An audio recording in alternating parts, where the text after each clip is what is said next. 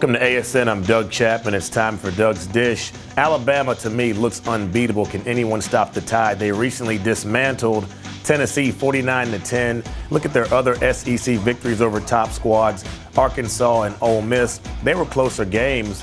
This week, I'm worried about them playing Texas A&M. Texas A&M has the #1 offense in the SEC, and they're led by quarterback Trevor Knight, who, when he played for Oklahoma, beat the Alabama Crimson Tide in the Sugar Bowl.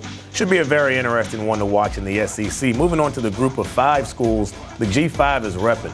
Houston, Boise State, Western Michigan, and Navy are all in the top 25. And although Western Michigan sits at number 20, behind Houston at 11 and Boise State at 14, I think the Broncos are the best squad of the bunch. They remind me of some of my Marshall teams I played on back in my college days.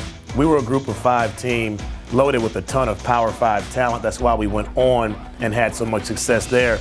Sticking with the group of 5, Houston, Tom Herman. Will he be coaching the Cougars next year? The Big 12 has announced they are not expanding to 12 teams. They're keeping it at 10. That, to me, was one of the big reasons Herman was going to stay at Houston and coach the Cougars.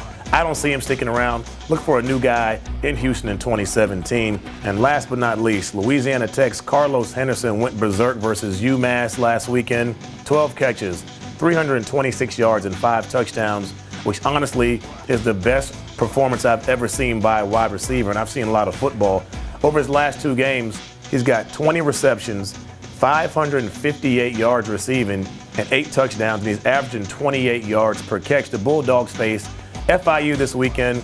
I'm looking forward to see if he can keep this going, because if he can, this could be one of the most prolific stretches we've ever seen from the wide receiver position in college football. That's it for this week's Doug Dish. Be sure to stay tuned to AmericanSportsNet.com and follow us on Twitter @LiveOnASN. We'll see you next time.